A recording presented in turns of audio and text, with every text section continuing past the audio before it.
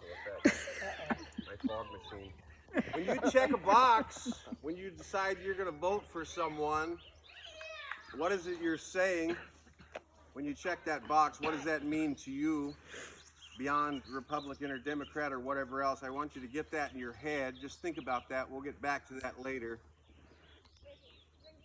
Listen, this isn't your first rodeo. You've been to elections before. I think you know, especially at the county level, every 2 years, every 4 years, you're going to get people show up, want to represent you. And they're shiny people and they got shiny things to say. And some of them make sense. They know all the buzzwords. They're not afraid to spend money. And you get to decide from those people who's going to make a difference. So how do you make that decision? Is there a proof you can require? Listen, if you voted before, if you're a registered voter and you voted, you've been let down, right? Frankly, you voted someone into office and you really thought you had the right person, and maybe they even stayed busy the whole time and somehow nothing got done. Somehow things were the same as they were before. Nothing changed. So how do you know? Is there a litmus test? Is there a proof that you can require before you're writing somebody a paycheck to represent you? And I think the answer is there is a proof. If you want to know someone's going to do what they say they're going to do, the proof is, are they already doing it? Long before there's a paycheck, long before there's a business card, long before there's a seat at the table, are they already doing the things they say they're going to do? And you can see that very clearly in this election, I feel, for the Commissioner District 1 position. Okay? All of the candidates in District 1 are going to tell you they're for jobs, right? That's a given. They're going to say that. For 30 years they've been saying that, right? We know that we need jobs here. But have any of the commissioner candidates fought for jobs for 3 years? Because I have. And what does that mean? That means sitting in planning commission meetings to get zoning changes done, to fight against zoning changes that just represent red tape, that represent something from the left coast. Okay, that means working with the commissioners, with the small businesses, fighting for jobs. I've done that for 3 years now. Okay? Specifically, I was told the other day that one of the District 1 candidates is pro-smelter. And that was news to me, because a few years back I worked with P.J. Hillestad to create the Friends and Allies of Newport Silicon Smelter. And we fought for jobs. Our take now is our take then. We can't afford to blow out a $350 million investment without investigating. Okay? If it can be done cleanly, we need to explore this option. If it can't, we're not interested. Get out. Or we'll go to the table and we'll bargain with these guys. We'll say, you're close, but you're not close enough. We want this done cleanly. You're going to put in scrubbers. It's going to be cleaner, or go somewhere else. It's not the point. The point is this. We commissioned hundreds of emails, hundreds of letters, raised thousands of dollars, placed dozens of signs all over the county fighting for this. Okay? So when somebody tells me I'm pro-smelter and I never heard her name, it's kind of a red flag for me. You fought for the smelter from the safety and the comfort of your living room. Prove it is the message. Prove it. You're going to hear them. This should be a red flag. Now, you've been around the block. You're wise enough to know when you hear it. If you hear somebody say, I need to look into that, that's shorthand for I don't have an answer for you. I haven't done any research. I don't have any solutions. Okay, you'll hear them, well, mental health is a problem here in this county. Well, I need to look into that. We'll look into that. Okay, what have they done? I'll tell you what my wife and I have done. We've worked with Youth Emergency Services for 6 years now. We've opened our home to the homeless youth. Homeless youth around here, what that means is not just they don't have a home. It could be they don't have a safe home. It could be they've got a home with no food in it. It could be a dangerous, right? Drugs, alcohol, whatever else it is. They've stayed as little as a weekend. They've stayed as long as 6 months. Listen, we've had kids that were here long enough. We taught them how to drive and got them their license. Okay, you're gonna need that license. You want to be a contributing member of society, and I have Kim to thank for that. I know there were some tears over that, and you don't know if you're making a difference in these kids. I had a kid here for 6 months, never heard from him again. I had a kid here for 3 weeks. Did I make a difference for that one? Well, a year after he was gone, he asked if he could come and get married right where you're sitting today. He wants to get married on my lawn. I said yes. He's married. He's living in Newport. He's paying rent, new wife, brand new daughter. He's got a new job at the hospital. He's a contributing member of society. Our fingerprints are all over that. Why? We weren't going to look into helping. We were going to help. It was really just that simple. What are some of the other ones? We're for small business. Everybody's going to say that. Every commissioner candidate, we're for small business. What does that mean? I'll tell you what it meant in my campaign. We met up early COVID. This is trouble. I got to preface this. I've got a guilty secret. I miss Big Wheel nachos. Okay? Oh, yeah. Maybe somebody else. I miss Big Wheel nachos, okay? I could not sit around and watch some of my favorite places go under. We're going to do something about it. Everybody says they're for small business. Who's doing something about it? My campaign team and I met and we said, listen, we've got some resources here. I want to be elected. They want to get me elected, but right now the county has a greater need, and that's the small businesses who have given so much to us. This is our chance to give back to them. And so we kind of slowed down on the campaigning, and we turned the campaign team towards helping small businesses. How? Kim was writing contracts for these people, the personal protective equipment. I'm on the phone calling businesses across the county. Have you turned this in? We've got some people that can help you, lining them up to the tune of tens of thousands of dollars. We got several of them through. I can't speculate we saved a business or not, but we certainly helped a lot of them. This smoke is about to kill me. I just want to know where the mirrors are. I know. Oh, there it is. That's later. Later? Okay. That wasn't enough as far as we were concerned. Listen, there were people that got the $10,000 loan grant and got it just under the wire with our help. That wasn't enough. I wanted to do more. We created the Patrons of Pend Oreille, where we put the citizens in the county together with the businesses in the county and drove patronage to these businesses. It's not a lot. It's a few $1,000s here and there. But if you don't know where your next meal is coming from, it's a lot. It really is. And so the message here is you don't have to wait until you're commissioner to make a difference in your community. Okay, and I would challenge you, you're undecided who you're going to vote for, or your friends are undecided, talk to the other commissioner candidates and tell them to prove it. That's the message, is tell them to prove it.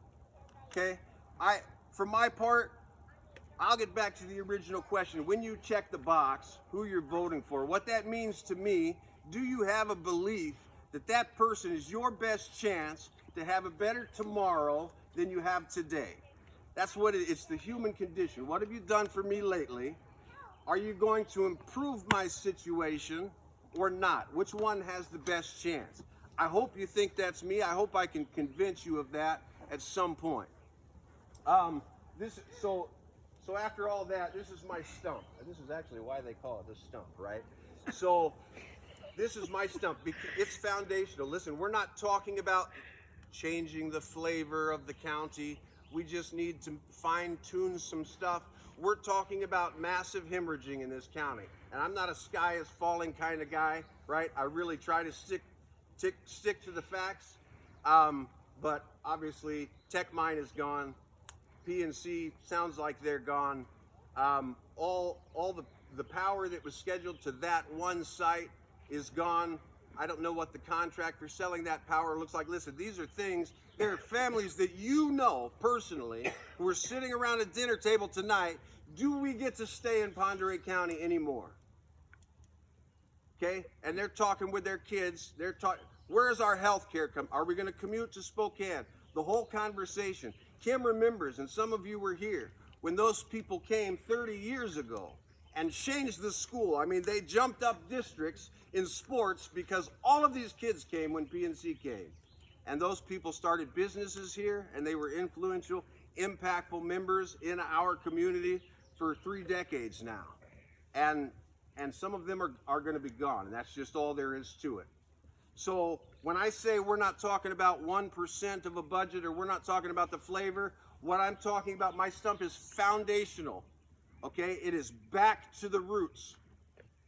It is safety, it is health, and it is prosperity. And we're going to start with safety. Listen, you go across the country, you are not guaranteed to have support from police, right? You've seen it. In fact, it's quite the opposite. Well, guess what? We're going to have support for the police here, period, bar none. We've got some good people in there. We've made great gains in that regard. I've met with Glenn. I've spent hours with him trying to get a good grasp on what his unique problems are here. And I was talking about this earlier. He said he could have guys, because it's retention and training, right? This is something you're going to have trouble with in any business sector, specifically for cops, where the standard is so high to get that badge, but that's the bare minimum. That's just to get them on the street to begin with. He said he could have a guy respond to a domestic abuse call, walk through a meth lab and not know it was a meth lab. That's specialized training that his guys don't have, right? So support for the police. And you'll hear people say that, but do they understand what it means? And listen, we're short on sales tax. We're short, because of COVID, we've lost a lot of business this spring. I like to sugarcoat it, but next year's budget is going to be a nightmare. So understanding of the 4 commissioner candidates you have down here, what they're going to prioritize, I'm telling you right now, safety is the top of the list for me. Okay? The second one is health, right? You got your safety, it's squared away. That's the reason people are flocking to places like Pend Oreille County. That's what makes us so attractive. They feel safer in a place like this. It's pointless if you can't have health care. I was talking about this earlier. When I graduated high school, I wouldn't get stitches in this town. We didn't have a good hospital here. Listen, a lot of hard work for a lot of hard people over the years. We've got that now. We've got first-rate healthcare facilities. Something to be proud of. And first-rate healthcare people. It's amazing. We've got some work on mental health. We've got our work cut out for us on mental health. As a Republican, as a conservative, I'm not a big fan of the Band-Aid solution. And I'm obviously involved in the Band-Aid solution. I open my house and try to erase 16 years of baggage for 3 generations of handout culture, right? We're chipping in where we can, but this is the most expensive, least effective way to solve this problem. We've got to get back to the source if we're going to solve the mental health problem, and that is giving these kids options, right? Giving these kids a place to work. I joke, it's kind of a tagline for me, that our greatest export now is our children, okay? Joke's on me. Put my son, my youngest, on a plane to New Jersey today. I couldn't even advise him otherwise. Go make your money somewhere else, come back, right? The kids can't wait to put this county in the rearview mirror. There's just not a lot of options here. It's tough to make money. It's tough to make your way. I'd like to get it at the source. I'd really like to catch the next generation and say, you are going to have options. You do get to stay here. And that starts with the third thing. This is where I tie it all up. It's prosperity. That one's really a very simple. I'm not going to tell you it's easy. It is simple. It is a simple equation. And you've seen it in action just recently. You just go across the river into Old Town. They made a flat spot. They invested in themselves, pulling infrastructure across the river, and it filled up right now. And I'm joking the other day, we're going to have to put a roundabout in there sometimes, the traffic coming out of Super One and the Tractor Supply and the rest of it, right? And that's, don't quote me on that. That's just between you and me and 500 of my closest friends. No roundabout. That's not in my campaign. It's an Idaho. Right, exactly. But it's really just that simple. So if you're in the loop, if you're watching, if you're paying attention, we have some groups that are against the smelter, so by proxy they have to be against the zoning, they have to be against the urban growth area, they have to be against annexation, the whole thing. It's really irrelevant how you feel about the smelter. We have got to carve out a place for business, and the business is not going to be bumper stickers, it's not going to be shot glasses. We've lost our exporters, we need to replace our exporters. We're losing our industry, you replace that with industry. Okay, I was doing some napkin math. PNC, I think, pays over $500,000 in property taxes. We're not going to lose that immediately. It'll take them years to sell off the equipment, possibly, I hope. But that's the equivalent of about 300 homes on average worth of property taxes. Hey, that's a huge chunk. That gets you a smaller levy rate.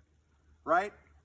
Not enough affordable housing. That changes the market. That drives up the market. Simple supply and demand, right? So how do we prosper? We're going to fix the zoning. There's been a lot of work there.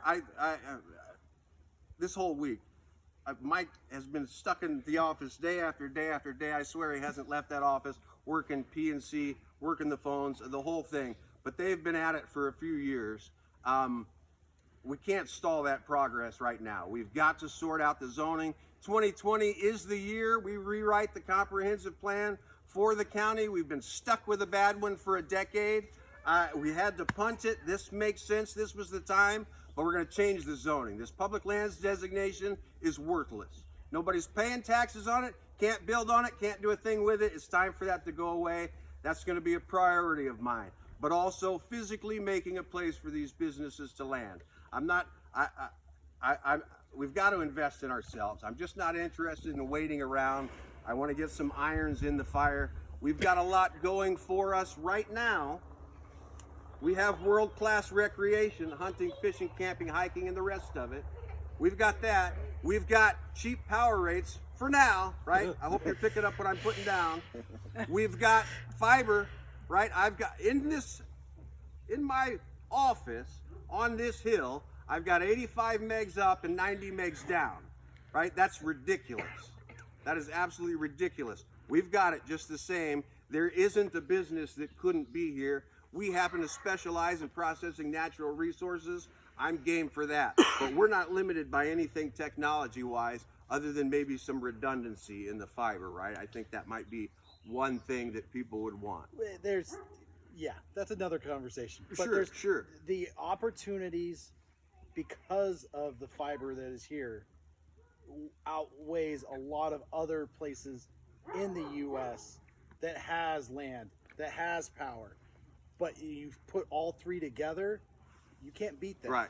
But if you're a Facebook or a Google, you need redundancy. You need a spine. You need something from either side. One goes down, you're still operational. And then after that, our land. Listen, we're land rich. Of all of the currency that we actually have, we're land rich, and we should be using that to our advantage. And I don't know what that looks like, what land swaps are incentivizing. I'm going to tell you, the people I've talked to said, you know, you guys are kind of pushing us away. Other counties are rolling out the red carpet for us. What is it about Pend Oreille County? And I'd like to change that. I'd really like to be a collaborative commissioner. I'm excited to work with the people that are in there now. I wouldn't even thought about running if it wasn't for the quality of the elected official we have in place now. We've got some amazing people in there right now, and in the town as well. I think we're finally really starting to point in the right direction. We can't afford to take a step back, guys. That's what I'm about. Those three, a lot of feedback I get is that there are commissioners from time to time that are going to spend too much time out of county, or you could sit on every board. Everybody's calling, I need you on all 15 of these boards. And as enticing as that is, you lose focus, you get off track, you don't get your stump done, you don't get the core done. I want to be focused, okay? That's my commitment here, is that's my priority when it comes to budget cuts, when it comes to growth, whatever else it is, it's those three things. And I'd ask you to hold me accountable for it, remind me for it, frankly. I'm going to have a high degree of accessibility, a high degree of transparency.